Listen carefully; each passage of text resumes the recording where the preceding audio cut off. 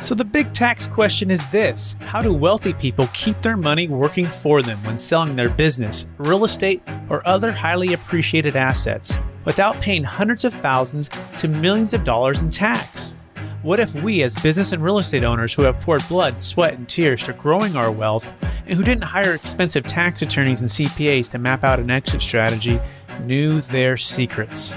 Instead of recreating the wheel, why can't we just model the way they deferred 30 to 50% in tax, paid off debt, funded their next business dream, and most importantly, leave a financial legacy to give to the causes we believe in most? What if their secrets weren't complicated at all, and you just need a guide who is a few steps ahead of you? That is the question, and this podcast will give you the answers. My name is Brett Swarts, and welcome to Capital Gains Tax Solutions.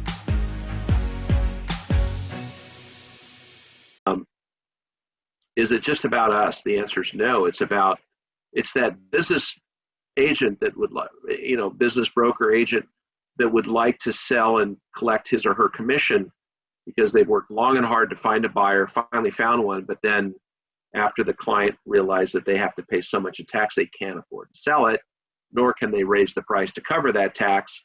So we come in to save the day so that that agent can get their sale and their commission. The seller taxpayer, the ultimate seller of the business, gets the benefit of a deferred sales trust, which is liquidity, diversification, and tax deferral. The IRS benefits because now they're in line to start getting interest income on the payment or principal. They're getting their capital gains pro rata. I mean, what a benefit for everybody. I mean, everybody's winning in this scenario. And the main thing is that the clients really like the fact that they can go forward with it. So professionals that are out there every day are looking for something as a game changer to help their client that can put them in position so that they can actually get more business. And again, we have to do this because if we don't find ways to get business moving, then we kind of move into what we call stagflation. And you're getting both the buyers and sellers not coming together, and it's really just sitting there and nothing's happening, and that doesn't turn the world and doesn't pay taxes, and it leads to more problems. So again, I think we're serving a good purpose to people. I think we bring a lot of value to people.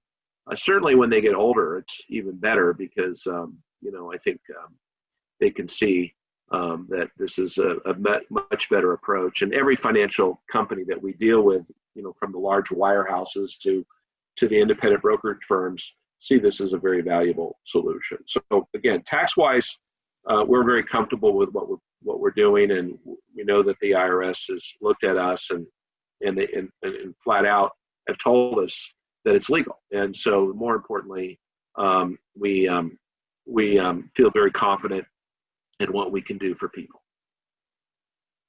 Excellent. Yeah. And that's just, that's so important, right? Because whatever tax deferral structure you're looking at, you want to make sure that A, the IRS has looked at it, and B, that whoever the proponents are or attorneys that have used it have actually had their own clients get the audits, right? And the IRS knows about it, and there's a long track record. You don't want to be trying stuff that's new, that hasn't been tested, that hasn't gone through the IRS scrutiny. And also you've had FINRA had scrutiny from FINRA. You've had national law firms look at the structure, right? Big financial advising firms, their legal teams before they roll it out to their financial advisors. So it's been a lot of eyes and ears on the Deferred Sales Trust over all of these years. And one of the most compelling things for me, I know, to have confidence in the structure is there were all no change IRS audits, and including 2 formal audits that were reviewed beyond just any particular deal. Maybe you can tell us about the most recent one that happened just about a year ago, Bob, down in Southern California. Can you walk us through kind of that story? I always think that's pretty, listeners would love to hear that. Well, I mean, again, the IRS is always watching the internet to see what goes on the internet. And Deferred Sales Trust pops up a lot because a lot of advisors are out there educating clients with it, and podcasts and trustees are out talking about it. So the IRS, in this case, our Southern California IRS, did not know what the DST was and decided to, call me in and our tax team in to kind of explain it and go through it. The good part is, having a 2008 audit with the IRS and, going through that was really a powerful, helper for the 2019 audit because again, they didn't know that we were audited. It's the right hand didn't know what the left hand was doing, or didn't have any information, but we brought it to their attention. But prior to going into that meeting with the IRS, we gave them everything that we could to educate them prior to the meeting, because we wanted to make it a informative meeting, but also give them plenty of time to look at everything, and also give them our 2008 audit report as well. So the good part is all of that concluded before we even got into the room, because we had a very tough time getting into the building, that we had to go through a high level of security to get into the federal building.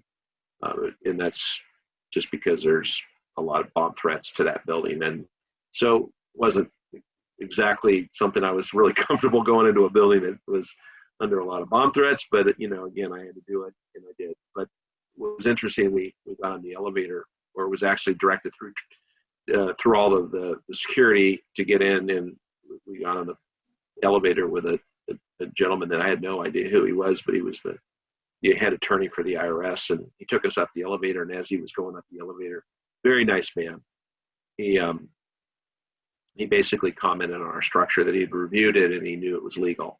And so that kind of started our whole meeting off, which kind of just set the tone of that he already reviewed it, looked at everything, and said it was a little complicated, but he was good with it, which was really unbelievable starting out the meeting. But, it worked exactly what we thought it would work, because it's important. They need to know exactly what we do, and we don't deviate. We do it right. Now, I do want to kind of segue to other companies like the Monetized Sale. There are companies out there like the Monetized, we call them. Monetized, we turned them down right from the very beginning. They saw my company and they said, Bob, you have so many advisors. Would you represent the structure? And I said, well, look, I want to be open-minded. Let me have our tax team dig into your structure. And boy, they found holes every which way. And they said, just absolutely not.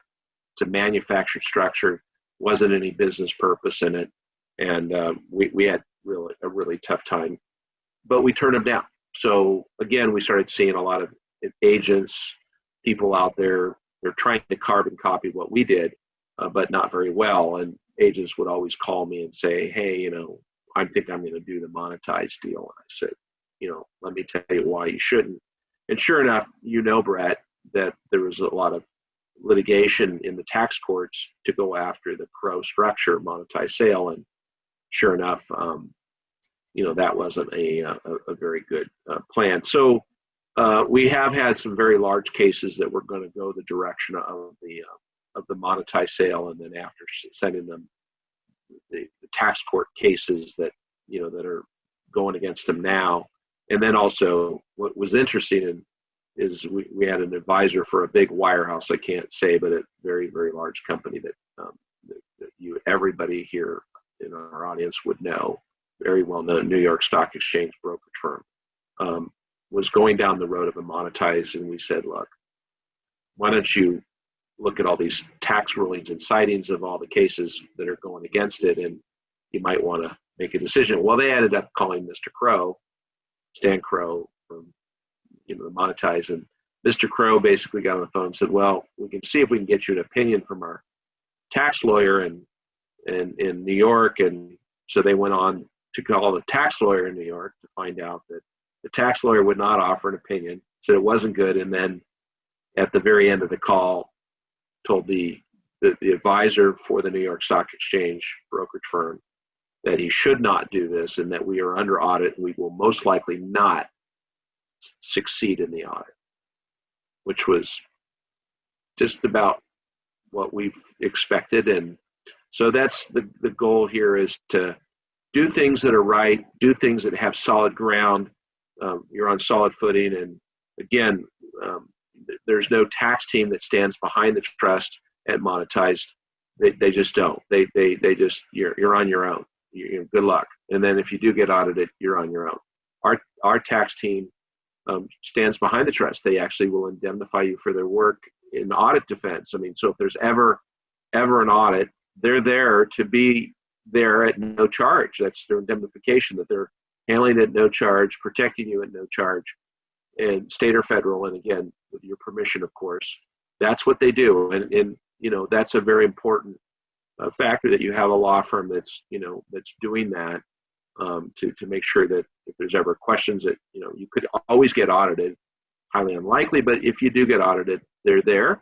But again, you get randomly selected, and something might not be done on your tax return, and again, that pops up an audit. And so again, you want to have a team there to handle that, and that's really why so many people have selected us over the other companies that are out there.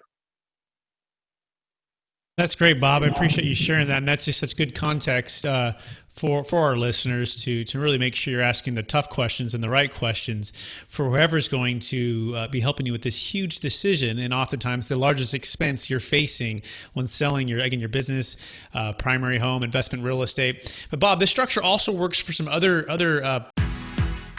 You have just listened to another information-packed episode of Capital Gains Tax Solutions with Brett Swarts. We hope you enjoyed today's show and found it helpful. Visit capitalgainstaxsolutions.com to access the show notes and to access more resources. Don't forget to leave a review and join us again next time.